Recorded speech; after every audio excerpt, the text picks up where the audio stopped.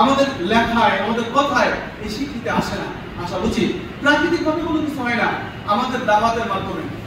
আপনারা বলেন, আপনারা মেসেজ দিতেছেন সংবাদপত্রের মাধ্যমে, প্রিন্ট মিডিয়া, ইলেকট্রিক মিডিয়ার মাধ্যমে মেসেজ দিচ্ছেন।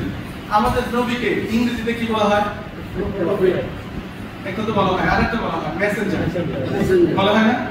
মেসেঞ্জার, দ্যাট মানে আল্লাহ সুবহানাহু ওয়া তাআলা তাকে মেসেঞ্জার হিসেবে দুনিয়াতে পাঠিয়েছেন। আর মেসেজ আল্লাহ সুবহানাহু ওয়া তাআলা has sent down Prophet Muhammad sallallahu alaihi wasallam as messenger, Messenger হিসেবে। তার মানে তার কাছে মেসেজ এসেছে, আর তিনি মেসেজ কার কাছে দিয়েছেন? পাবলিকের কাছে দিয়েছেন, জনগণকে দিয়েছেন, মেসেজ করে শুনিয়েছেন, আসো আমি তোমাদেরকে এমন কথা বলবো না যে কথা বলার দ্বারা তোমাদের লাভ হবে। This is message. কোরআনুল কারীমের প্রত্যেকটা ভার্সেস মেসেজ। আপনারা কি করছেন? জাতির জন্য সারাদিন আমরা মেসেজ সংগ্রহ করে জাতির করে মেসেজ পাঠাচ্ছেন।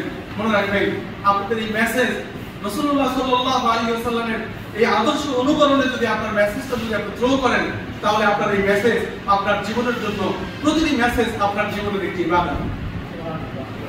কিন্তু সেই মেসেজ যদি হয় আমার শুধুমাত্র আমাদের নিয়তের ঘাটতির কারণে যদি মাত্র রিজিকের হাতিয়ার, মেসেজ যদি হয় স্বৈর শাসককে টিকিয়ে রাখার একটি কলাম, মেসেজ যদি হয় বাতিলকে ইস্টাবলিশ করার একটি মেসেজ, সত্যি আমাকে যদি তারা ব্যবহার করতে পারে, শয়তান যদি আমাকে ব্যবহার করতে পারে, তাহলে আমি কিন্তু মূল রাস্তা থেকে ছিটকে শয়তানের রাস্তায় চলে গেলাম।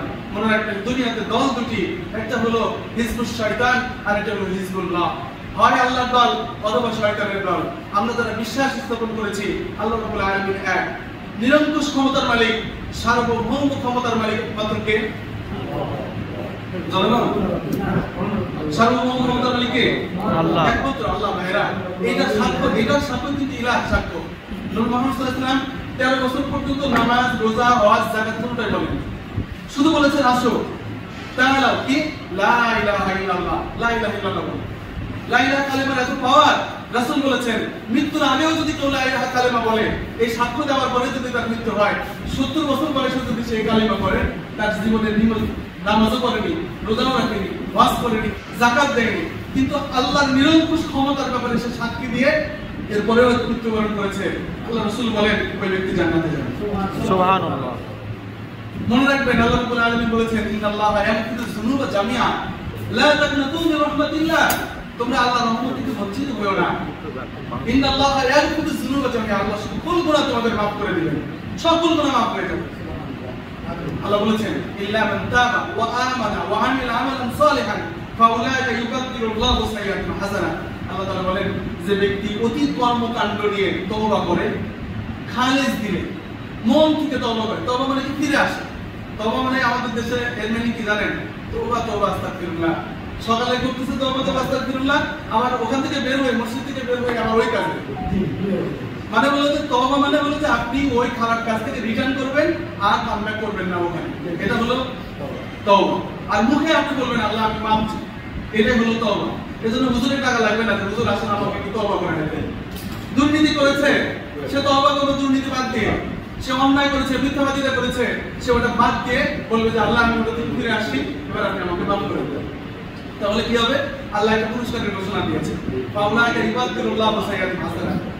কি সুন্দর একটা মেসেজ ঘোষণা। একজনের কাছে 1 লক্ষ টাকা নকল টাকা ধরা পড়েছে। ওদের দেশের আইনে তাকে অ্যারেস্ট করা হবে, সিজ করা হবে, জেলে দেওয়া হবে, শাস্তি ব্যবস্থা নেওয়া হবে।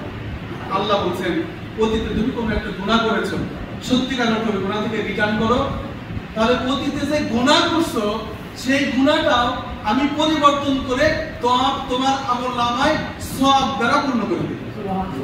এত বড় দাতা কি আছে বলেন? আপনার কাছে আমি অপরাধ করে মাফ চাইতে গেলে আপনি তো ধমক টমক দিয়ে মাফ নাও করতে পারেন। আর আল্লাহ বলছেন যে তুমি ক্ষমা চাইলে আমি তোমাকে ক্ষমা করে দিয়ে যে অপরাধ করছো ওই পরিমাণ পুরস্কার আমি তোমাকে দেব। সুবহানাল্লাহ, সুবহানাল্লাহ। প্রিয় ভাইরা, আমরা যেহেতু আমাদের জীবনের কল্যাণ চাই, এই কল্যাণের পরিপূর্ণ পদাঙ্ক এবং ডিজাইন আছে হলো মুহাম্মদ রাসূলুল্লাহ সাল্লাল্লাহু আলাইহি ওয়াসাল্লামের জীবনের ভিতরে। আমি আপনাদের সর্বশেষ কথা বলে একটা শেষ করে দিচ্ছি। আমি কথা বলতে আমি নিজেদের সঙ্গে ফিল করলাম, আপনারা প্রত্যেকেই জ্ঞানের, এই সমাজের মধ্যে সবচেয়ে জ্ঞানী মানুষ আপনারা এই সমাজের গর্ব। শুধুমাত্র একটা কথা বলে আমি শুধুমাত্র মেসেজটা দিয়ে গেলাম। দেখেন, আপনি একটা বিল্ডিং আপনার প্রেস ক্লাব এখানে করতেছেন নতুন, নিশ্চিত এর আগে এই ডিজাইন নিয়ে আপনারা মেসেজ করেছেন যে এই প্যাটার্নটা কেমন হবে, ডিজাইনটা কেমন হবে, বুঝতে না? ইঞ্জিনিয়ারের সাথে তো বসেছেন না, তারপরে কিন্তু একটা স্ট্রাকচার দাঁড় করতেছে। পৃথিবীর মধ্যে সর্বশ্রেষ্ঠ, সবচেয়ে বেশি দামি, সবচেয়ে সম্মানী হলো মানুষ। মানুষের প্যাটার্ন তৈরি করে আল্লাহ তাআলা ফেরেশতাদের সামনে ডিজাইন করেছিলেন। আমরা জানি সূরা বাকারা আল্লাহ সুবহানাহু ওয়া তাআলা বলেন ইন্নী জাইলুন ফিল আরদি খলিফা, যে আমি দুনিয়াতে আমার প্রতিনিধি বানাচ্ছি। ফেরেশতারা বললেন আল্লাহ, এদের যে ডিজাইন আপনি দিলেন, এরা তো দুনিয়াতে মারামারি ফাটাফাটি রক্তারক্তি ইত্যাদি করবে, ডিজাইন দেখে বুঝতে পারলেন এইটা তো এদের মধ্যে নিজেদের মধ্যে সংঘাত হবে। কিভাবে বললেন? ডিজাইন দেখে বললেন। আল্লাহ বলে যে দেখো কিছু বিষয় আছে যেটা আমি জানি তোমরা জানো না, কথা শেষ। এরপর আল্লাহ সুবহানাহু ওয়া তাআলা দুনিয়াতে মানুষ পাঠালেন, ইত্যাদি করলেন। আল্লাহ বললেন দুনিয়ার মধ্যে আশরাফুল মাখলুকাত হলো মানুষ, তোমরা হলো সেরা। তোমার জীবনের একটা প্যাটার্ন লাগবে, একটা ডিজাইন লাগবে। আপনি দুনিয়াতে ডিজাইন কাকে নেবেন? আপনি দেখেন যদি আপনি বলেন ঈসা আলাইহিস সালামকে ডিজাইন হিসেবে নেবেন তার জীবনকে, আপনি পরিপূর্ণরূপে পাবেন না। কেন? ঈসা আলাইহিস সালাম জীবনে বিয়ে করেন, দাম্পত্য জীবনের কি আপনি ডিজাইনটা আপনার জীবনে থাকতে হবে, আপনি ঈসা থেকে পাবেন না। আপনি বলেন মাওসিদু জীবনে কোনোদিন ব্রাশ করেনি, তাই পরিচ্ছন্নতার জীবনের ইতিহাস শিক্ষা আপনি থেকে নেবেন মাওসিদু থেকে। আপনি যদি বলেন আপনি এরিস্টটল থেকে নেবেন, আপনি পূর্ণাঙ্গ জীবন থেকে আপনাদের পূর্ণাঙ্গ জীবনের শিক্ষা নিতে পারবেন, পরিপূর্ণতা পাবেন, আংশিক পাবেন। এইভাবে যদি আমরা লেনিনের কথা বলি, আমরা যদি জর্জ বার্নার্ডের কথা বলি, এইভাবে যদি আপনি 100 জনের কথা বলেন, দা 100 এর কথা বলেন, আপনি 99 জনকে বাদ দিয়ে একজন খ্রিস্টান লেখক যখন 100 এর 1 নম্বরকে মুহাম্মদকে রাখতে কেন? এই 99 জীবনে প্রত্যেকের জীবনের সফলতা থাকলেও কোনো এক জায়গায় ঘাটতি রয়েছে। শুধুমাত্র ঘাটতি নাই একজন ব্যক্তি, তিনি হলেন নবী মুহাম্মদ রাসূলুল্লাহ।